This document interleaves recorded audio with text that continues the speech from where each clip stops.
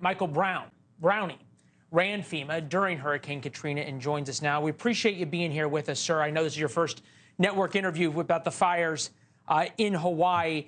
You lived through this. Is the comparison Bush, Biden, Katrina, Maui fair? I think it is fair. It's fair on so many levels.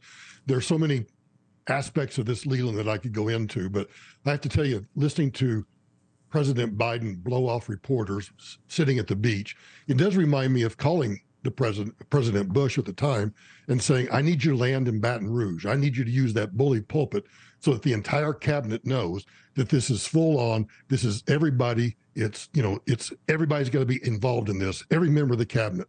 And when he flew over, I was calling Air Force One, literally screaming at the Deputy Chief of Staff, Joe Hagan, where's he going? He's got to land and step down the steps of Air Force One, go to that podium and tell not just the American people he cares, but tell the cabinet that whatever I need, they better give it to me. Do you see, and you know better than anybody because you've been there, you were asking for those resources, do you see the awesome power of the federal government being mobilized over the weekend to help the folks in Maui? No. And again, I'm a little reticent to criticize because I know what it's like to be on the end of that criticism. But what I've learned so far is we have urban search and rescue team task force from, I think, Indiana, California, Washington. There may be a few others, but on 9/11, and not to compare this to 9/11 necessarily, but we had every single urban search and rescue team at either Ground Zero or at the Pentagon, and I've heard that, well, the cadaver dogs and the rescue dogs have to be, they have to rest and they have to take time out, which they absolutely do. I remember throwing tennis balls for dogs that were resting after not finding any bodies inside the Pentagon. But we should have every available dog, if only 28% or 25%, whatever the figure is, has actually been searched. They need more dogs and they should be there. I also heard that state senators talk about how they're not getting the resources. You know what they need to do? They need to take a C5A, and at the time, we used to call them MERS, Mobile Emergency Response System. And they need to take some of those units, put them on a C5A. Somehow, if they have to use a Chinook helicopter, whatever, get those on Maui, establish a command post on Maui, not Honolulu. And then when I heard the president talk about he has been talking to the governor about when he should travel, no. You should be talking to the governor about what do you need, or better yet, the right question is, Governor, what are you not getting? And then turn to your FEMA director and say, the governor tells me he's not getting this. Now, the FEMA director should already know this, but that's the conversations that should be taking place. I just find it infuriating.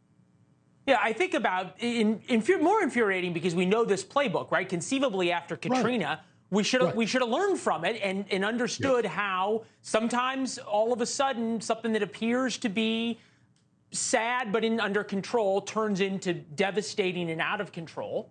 And that's when you literally throw every resource you have at the problem. You point out C5, C-17s, whatever it is. You put them in the air. You put them in the air from Dover on the East Coast. You put them on the air from the West Coast bases, and you say, get everything you can to Maui. You got helicopters there, certainly in Honolulu, and a number of the bases there to work on. Hawaii wildfire stats, deadliest wildfire in modern history. This has surpassed the Camp Fire that killed 85. 2,200 homes destroyed, 86% of structures destroyed. Cadaver dogs are 25%, estimated damage $6 billion. I still can't get out of my mind the video of people in the water needing rescue, Americans jumping into the water. It undoes me. But this would be my question. Over the weekend, I'm wondering what the president could have been doing, because the White House says he can monitor things from everywhere. What could he have been doing that you didn't see him doing? He could have been working the phones. He could have been working the phones to every person in Hawaii. You've got a state Homeland Security director. You probably have an emergency manager. You've got the governor. You've got state senators. He should be on the phone to every single one of those, finding out from them what's going on. And the other thing that's driving me nuts is you've got to be on the ground. In order to actually manage a disaster, you have got to be in the middle of that disaster because things go wrong. That's why we call them disasters. So you've got to have a command unit in the disaster area. Thanks for watching. Go to newsnationnow.com to find NewsNation on your television provider.